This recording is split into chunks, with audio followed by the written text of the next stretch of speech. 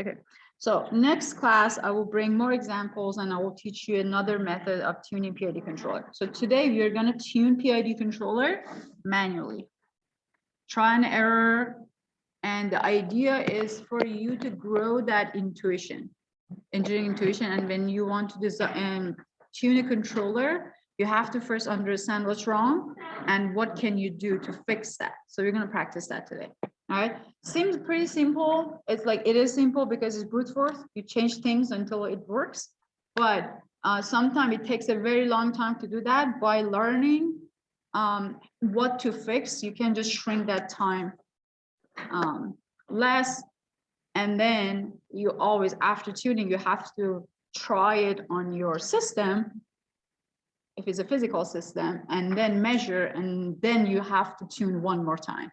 So the all simulation is just before the actual system, physical system, because we have a lot of other losses and uncertainties in actual system that we are not modeling, or we linearized it, you know, or estimated something. So we need to have to go that extra step.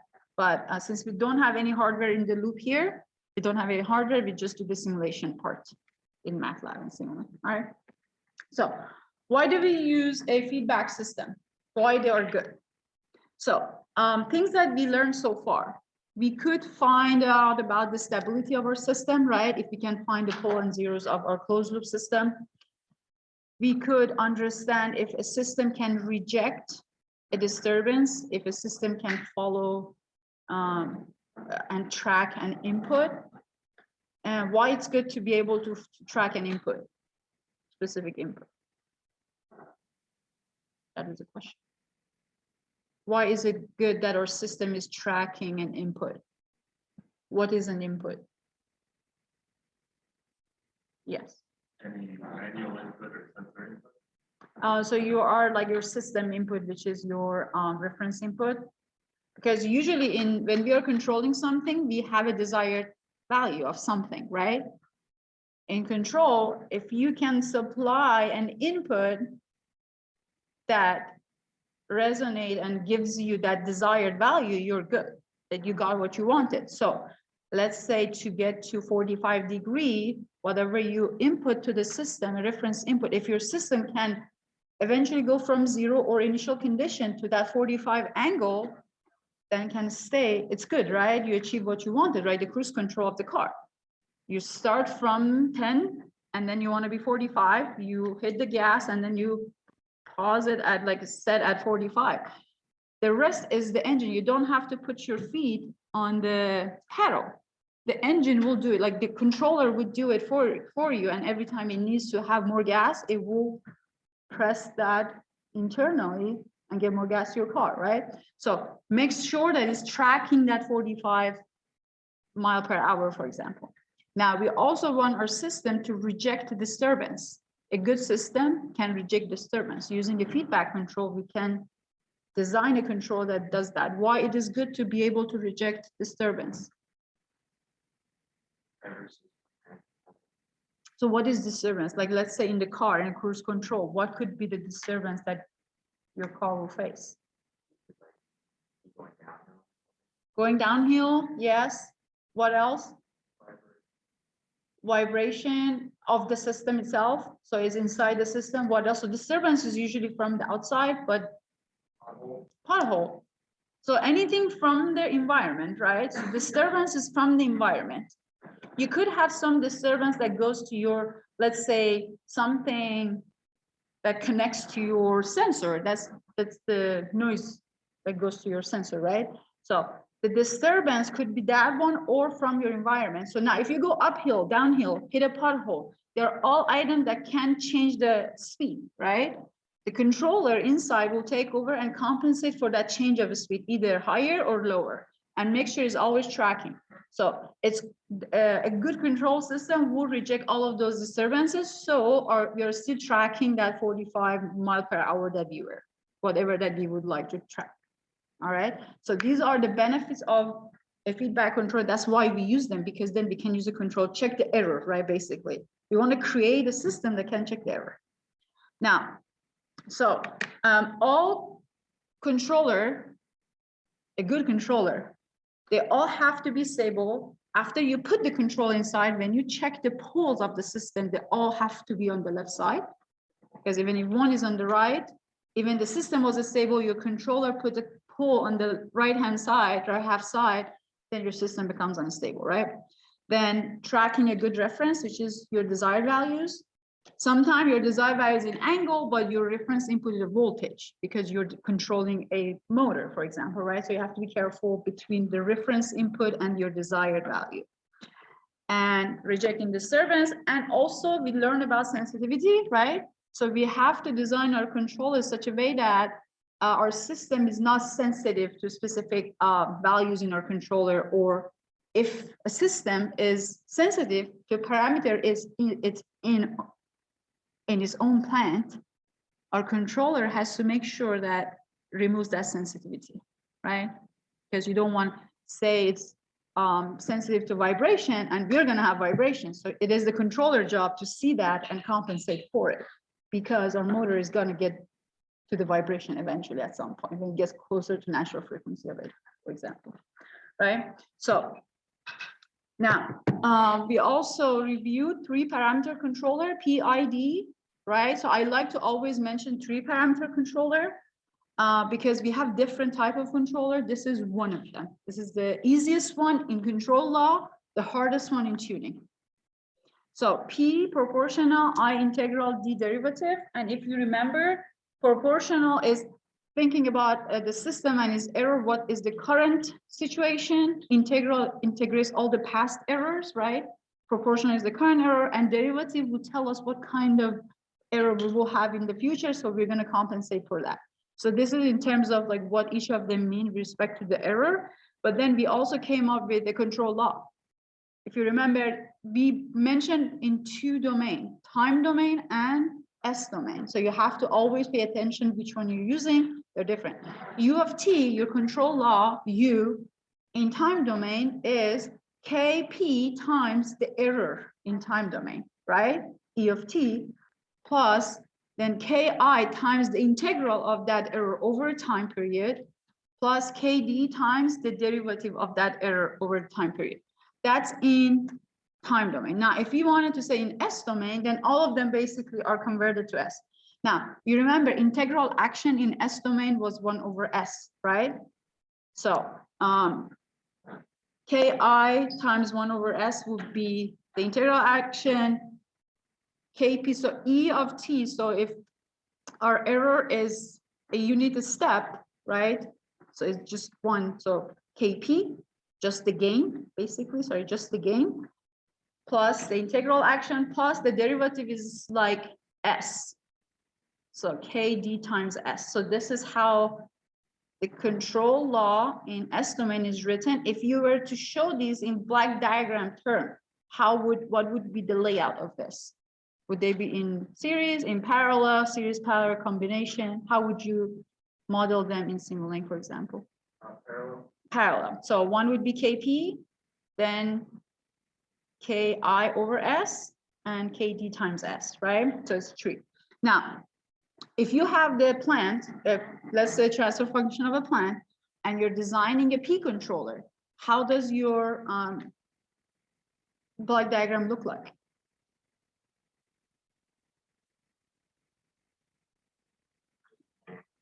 Yeah, so would be, so I said we only have a Kp, right? Let's say our control is just proportional. We know our plant is, let's say G, and then we have to have a gain of Kp, and we know this has to be feedback, right? Because that's the whole idea of using controller. If you don't have error, it doesn't make sense. Otherwise, it's just open loop with Kp, with a gain, right? So this is if you have only proportional. Now, if we have let's say PI controller, how would I change my block diagram to show that I have integral term as well as proportional term? Parallel with 1 over S times AI over. Like that? Yeah, Or you could just add them together, right? But it's good to go with this way because now, if this was your block diagram, right? Now you wanted to find if this tracks a step input, what would you do now? So what's the first step to do that? I don't want you to tell me if it does or not. Let's say the question is, does this block diagram, does this system, let's say, track and step input, right? What's the first thing you would do? Does anybody remember? So before that, you remember, yes, but to find out a steady state error, you have to find a closed loop transfer function, right? So you would simplify this. So now you would say that those two parallel can be added, and then these two are in series, will be multiplied. Then we have a feedback loop. Now we have the closed loop transfer function. Now let's see what's the error of that. So adding a controller is just adding some blocks in your block diagram, and then from there, just simplify, right? So once you added the controller, all you have to do is simplify. Now, if your KP was a KP value, you didn't know what the value is, you just plot for different values of KP and look at the response. It's like, oh, I like response number 3 is what it gave me. And then you see what was the KP value for that. So that's the trial and error. So you are basically setting up your block diagram, right? Using the knowledge that you know your controller is just bunch of blocks in parallel. So you're adding it before your plans. All right. The combination of controller, PID controller, how many subdivisions, how many subcontroller we have in 3-parameter controller?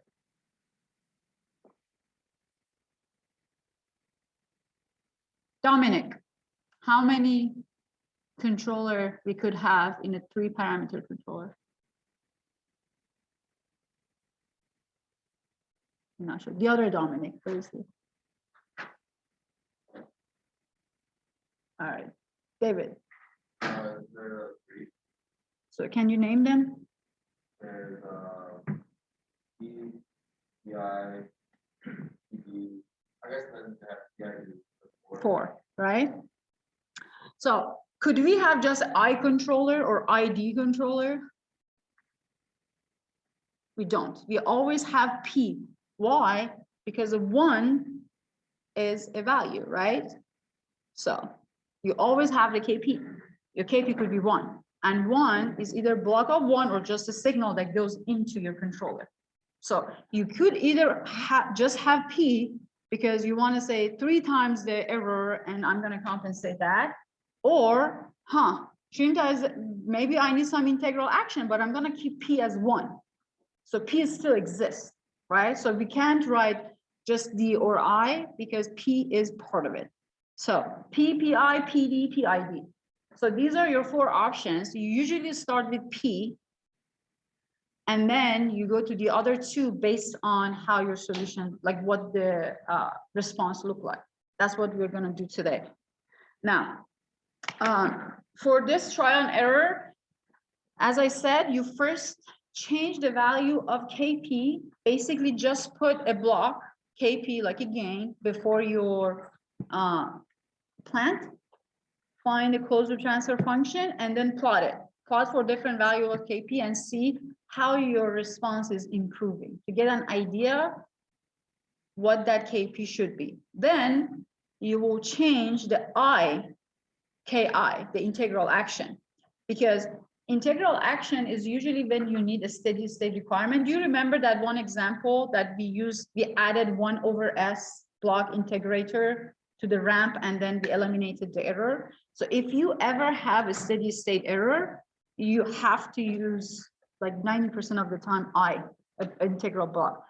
Unless you can find a p-value that doesn't increase the overshoot too much and gets rid of the steady state. It happens, but for most cases, you have to use I when you have that steady state error. So here is depend on the response. If you didn't have a steady state error, maybe you don't need your I. You could go to D. Do you remember what the KD would do? What is the derivative? What's the impact of derivative on your system?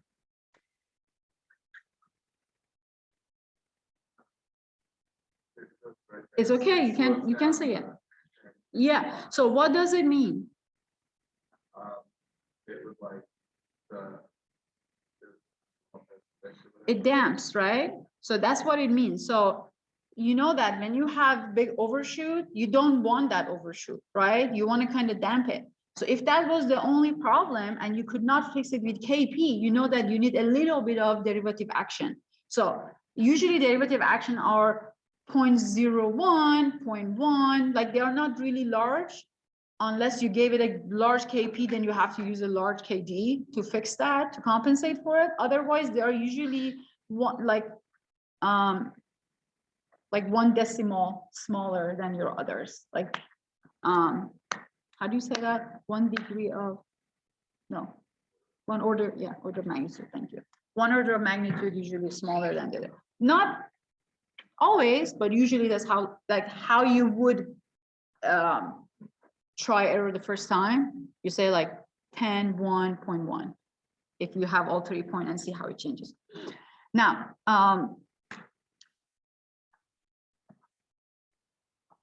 so we have a plan. We know that we can use a PID control, but how do we decide which one to use? Okay, let's say that I have a response I don't like, I add my KP, I keep improving KP, I go to 1000, and then, okay, it looks good, but is that a good thing or a bad thing?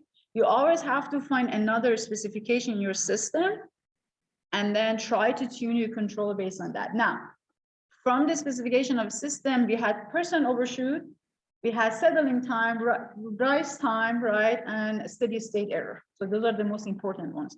So overshoot is very obvious. You don't want to have too much overshoot, but sometimes, let's say 10% overshoot is allowed. You have to use that because it is related to your KP, and a big KP just means that, for example, if you are using a big KP in a DC motor, you just need a beefier DC motor. It has to tolerate that current, right? It just means expensive. Like you have to buy a $500 one. So maybe it's not a good idea to just increase the KP. Keep the KP smaller. So you can buy a $100 motor, but then you can use maybe a derivative action to get rid of that overshoot, right? Or stay within what you were asked for. Make sense? So usually you should have one of the other requirements when you're designing a controller. Now, for the example today, I'm only looking for stability, like it should be stable because the example I'm giving you has a big instability in it. And then that's the first thing you want to fix always. You want your system to be stable, then you will fix the time, right? So you first go to the grocery store and buy things and then think about what kind of food you want to make, you know. Now, couple of hints maybe, or design, let's call them design remarks when you're designing a controller.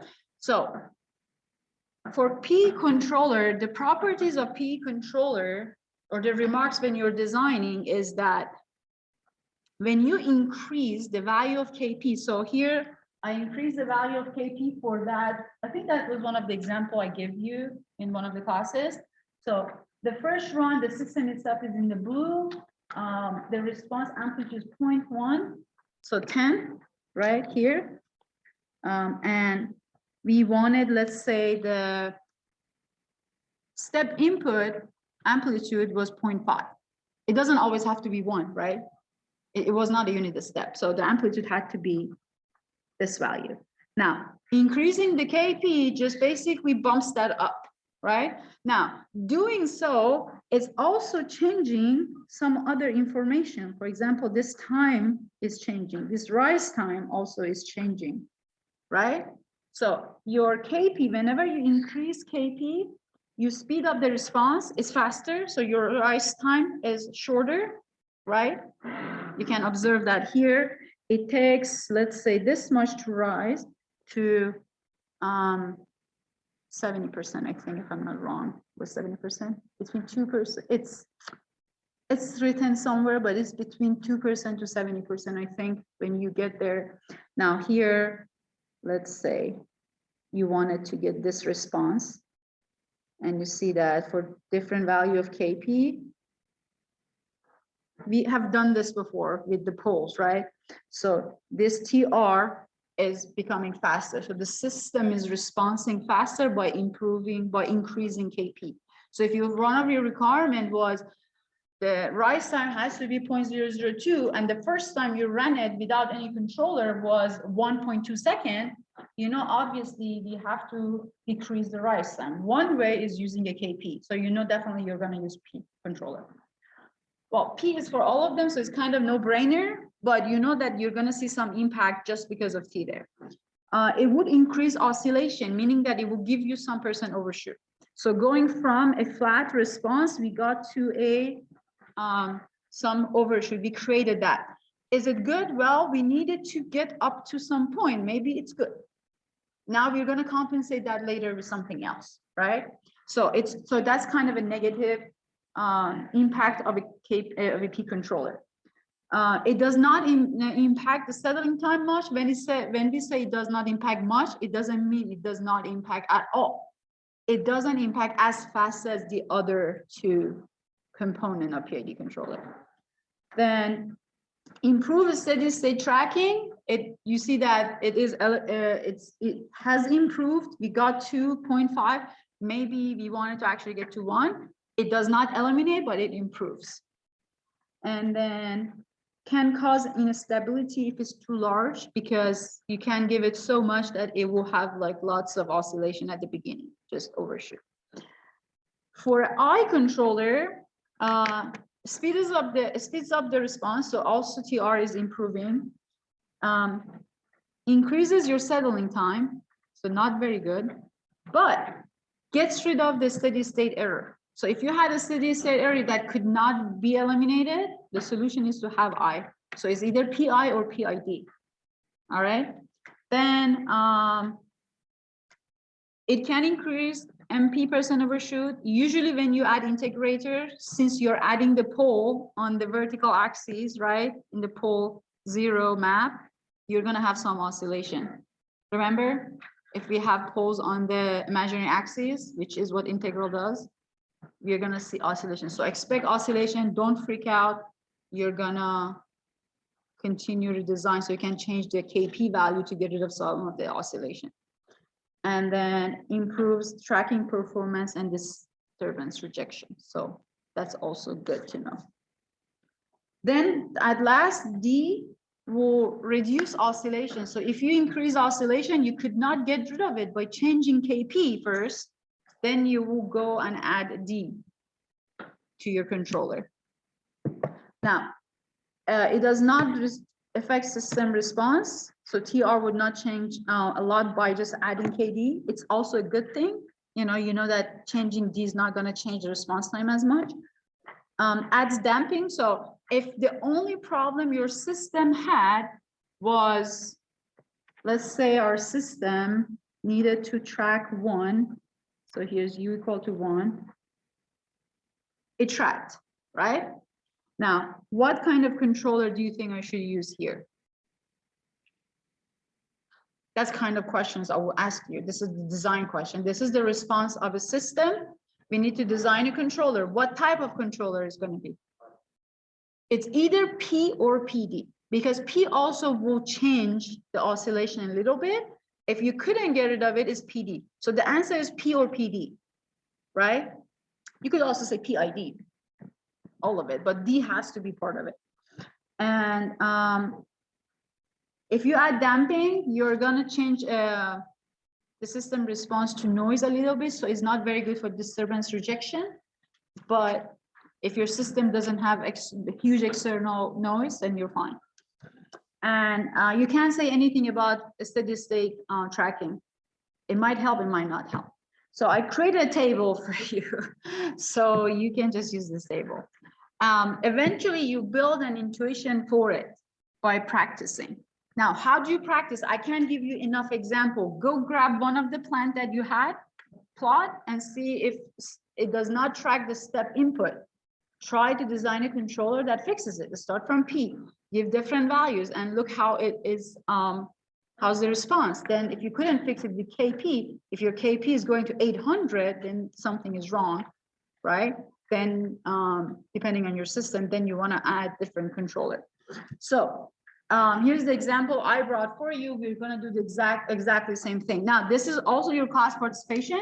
All right. So I will solve this in class, but I gave you until Wednesday because I'm going to go through it really quickly. So I want you to still spend time on it, solve it, and submit. All right. This is the best way to learn tuning PID controller. So what I want you to is to read the question, see if you can write this system transfer function. All right. And show me what's the system response to a unit step. Just the system without controller. You can use MATLAB online if you have computer with you. If not, just write the transfer function and I'll go from there. Katie, you didn't like that example? Good. All right.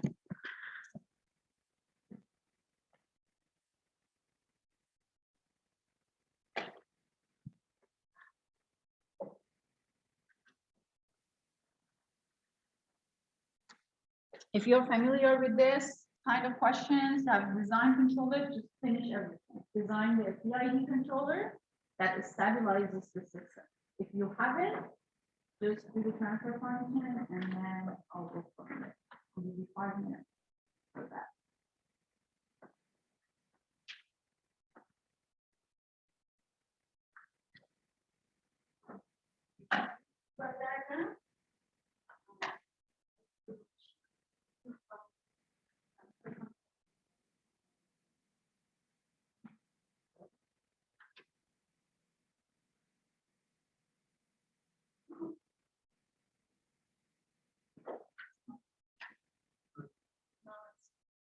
Yes, you have to do that before the class.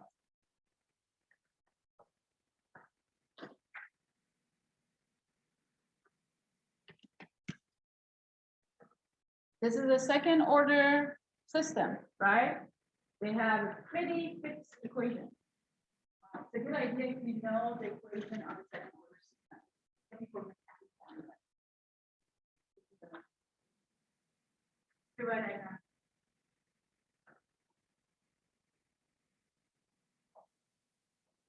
And force is 1 unit. So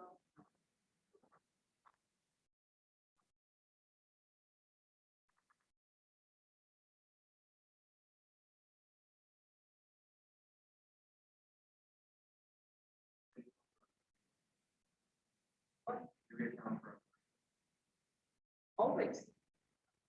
Inertia is part of everything. There is no friction between the mass and the ground. Friction is 0, but it's on the surface, it's not in that.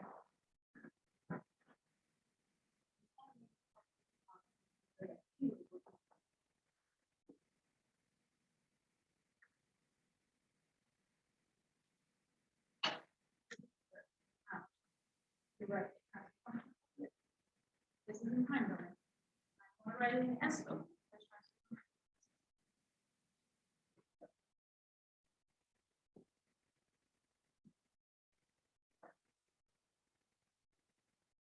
Also, if you look at the class participation, I gave you the version.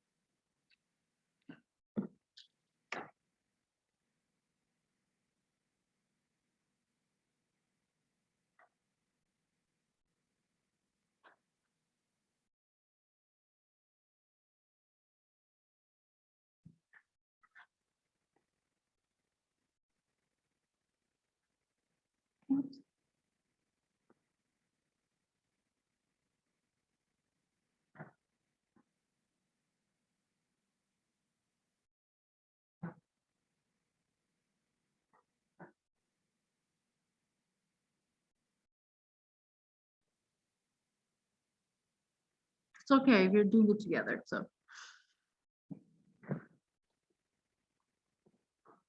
Draw the block diagram for this.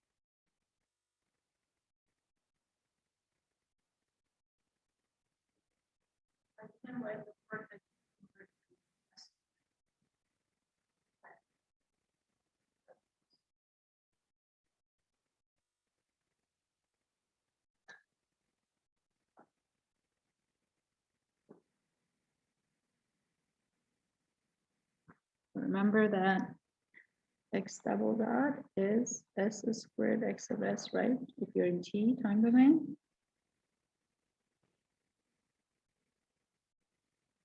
And x dot t is s x of s, and x of t is x of s.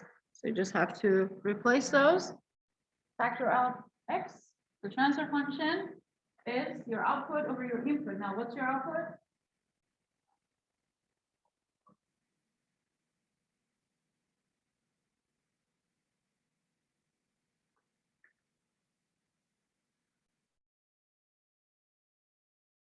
What's your input? Force.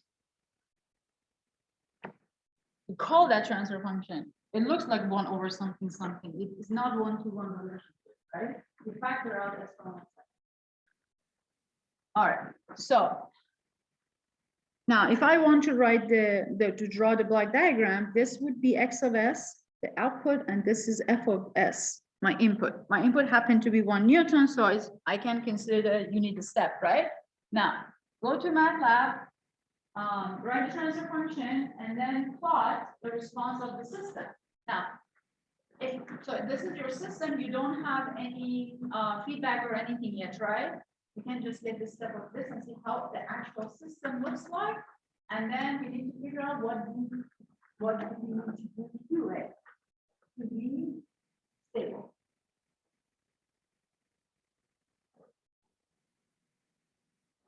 Any questions so far? So if you notice, until this part was everything we have done so far, right? So you have learned all of this in the past lecture, past examples. Any system you design, you have to do this part yourself. Go from the physical system to equations, block diagram, and then go from here to design a controller.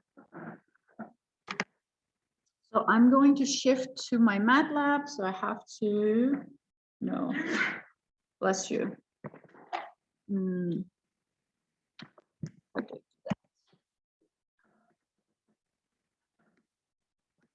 All right. I have to share my screen. So, Colin, do you see the MATLAB script?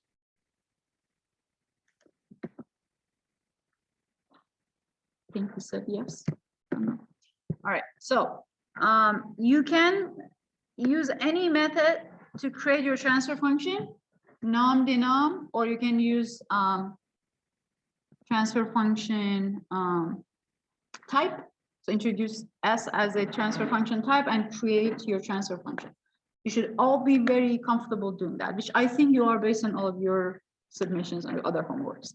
Now, we are going to draw a step function of the system itself. And I also like to see the step input, all the information about rise time, settling time, person overshoot, because usually when you're designing a system, there will be other specifications to meet, right? So you want to look at them too. Thank you, Paul.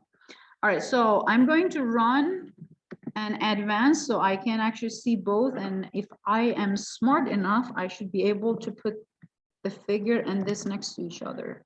I've done it before. Yeah.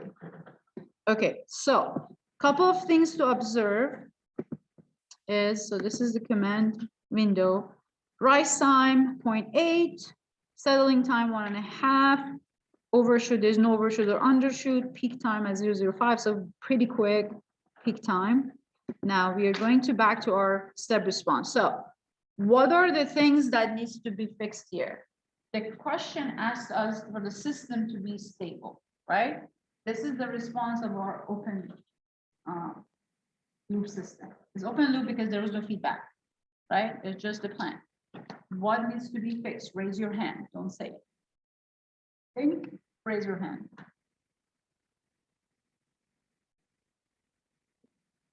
You're looking at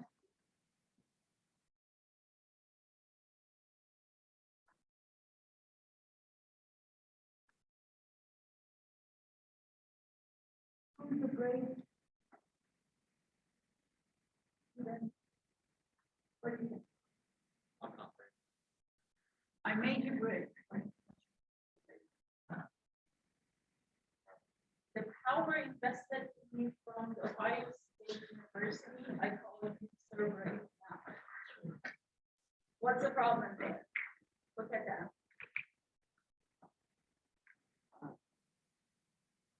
What's the maximum? So, you remember what we were trying to track, what we think? Don't remember? That's not your job. What was the input? Force of 1 minute, right? And then there we said the step of P, because that was 1 Newton, and then step is also 1, right? So step is 1. It has to track 1. It's not tracking 1. It's not going to 1. It goes until 0.05, right? So lots of things stay there, correct? Because the amplitude is not 1. It's a lot lower, right? So if you were to draw what you expected, you expect something like this, but a lot higher in amplitude, right? Make sense? Now we found the problem. It looks stable. It looks very nice. We like that how it looks, but we don't like where it goes. So how do we fix it? So this is the first step. How do we fix it? The IKP gain, right? We'll see if we give this much power, which is go higher, would we see a better response? Now, how do we do that? Like you're actually doing it, right? You're going to just match that script. You're not using simulants, so you can't just throw a block. What do we do? Don't look. That's how I think about it. Or how we do that. We just draw the block diagram, right? So what do we need to do to the system?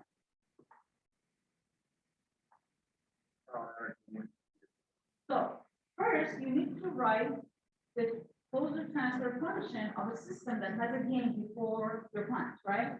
Like that block KP. So let's call it K or KP.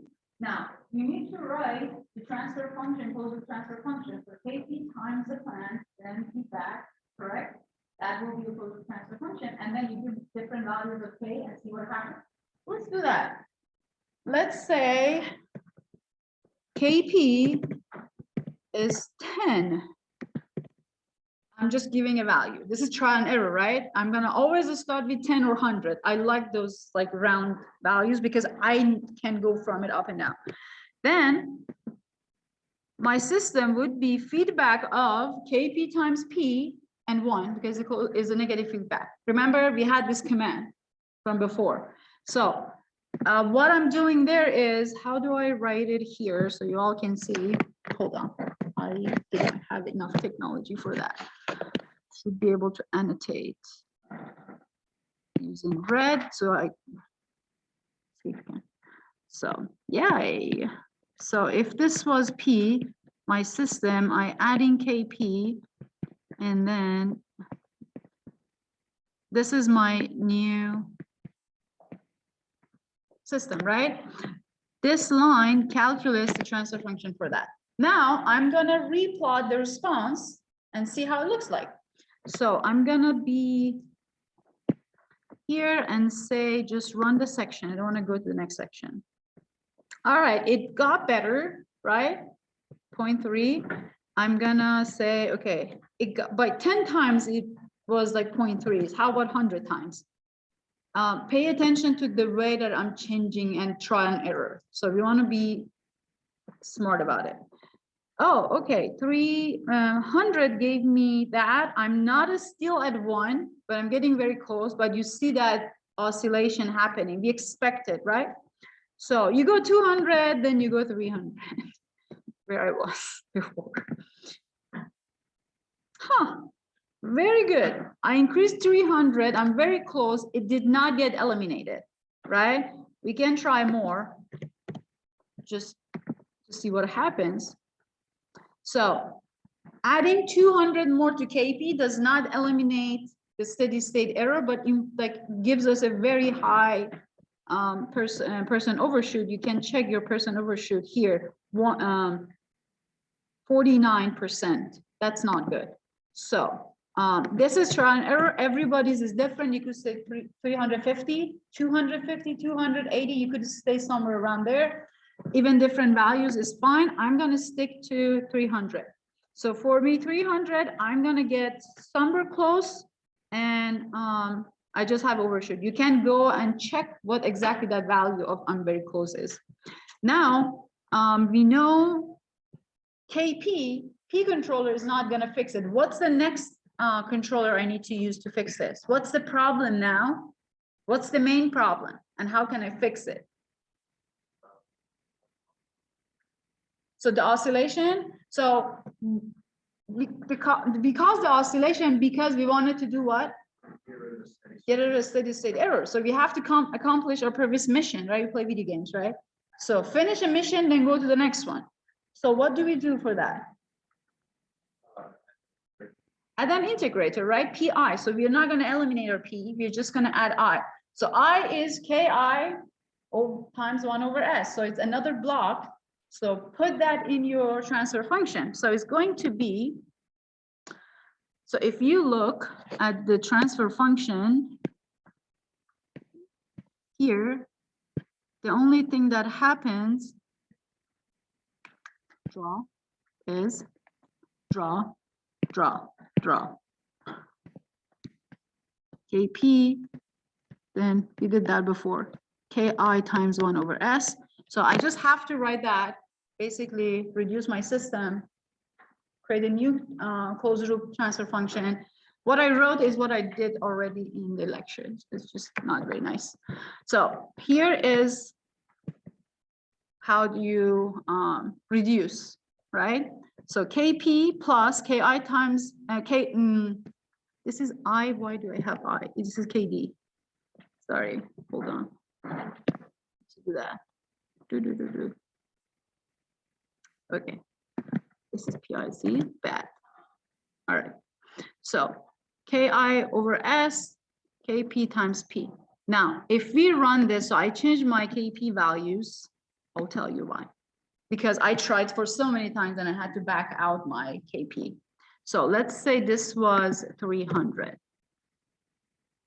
And this was 10. This is where you start, right? From your previous KP and you add KI. I got this. I'm like, oh, okay, it's getting better. I'm going to maybe increase that. Huh, getting better. How about if I decrease this one? Oh, because we know we wanted to get rid of a steady state error. That's why our KP was so high. So now that I have KI, I can back down my KP. So I'm gonna go, this is 100 and 100. And then, oh, I'm getting very close. This after 2-3 minutes is going to get rid of it. So I know I'm close. So how about this was 80 and 100. And then maybe this is 50. Oh, I'm getting very close. So this is the try and error. You don't know. You have to do it a couple of times to get that intuition to learn how this is. What was my values were like 70 and 30. So you see that I'm using very round values. You don't have to do that. It doesn't have to be round. It could be 32 and 57. It's totally fine, right? So this looks like it's getting rid of that error at 2. Since I didn't have any time requirement, so I'm basically not checking that. But if you had time requirement, then you had to go and check your rise time requirement and see if it passes. Now, let me finish this before you go. I'm just going to show you that because you're going to do this for yourself. Your numbers have to be different from mine, right? Because I'm showing my numbers. Now, let's say that I still want to eliminate that KD. As Kevin said, instead of going first for eliminating our steady state error, let's say that we are going to eliminate that oscillation first. So designing a KD. All right, so that adding a KD, we have a little bit of oscillation, no steady state error because the value of KP that we chose was correct, right? So this could be your controller with a little bit of overshoot if that overshoot is below what your acceptance level was, or your controller could be, this is the PD, could be your PI controller, right? Because there's no other requirement, so I can't really decide. It just has to be stabilized. Or you could say, you know what, I'm going to design a PID controller for it. Boom. Very quick. Sometimes it's not a good thing, but you could do that. Now, instead of writing the transfer function of the system by yourself, you could use MATLAB's PID controller command to just say, hey, this is my open loop transfer function, and use PID control command to do it for me. So those are in green here. In your class participation assignment, I gave you a link to go and look at it. All right, so you could use that instead of the actual system. I want you to do both. So basically leave the layout of your PID controller to MATLAB or do it yourself. Both have to give you the same response. All right, since this is a video, you can go back and pause and see what I did. Your numbers have to be different from mine, okay? So this is basically it. In your lecture, I showed you the PID tuner command. I'll go over that on Wednesday. All right, that's another tool, but I prefer you do the assignment first and then play with that one. Okay, so for class participation, you do not use PID tuner. It's a toolbox. You open the GUI and then you move things around. Oh. Yeah, so let's go. Oh, there's no password. There's no password. Just submit. It's due on Wednesday, and you know. All right.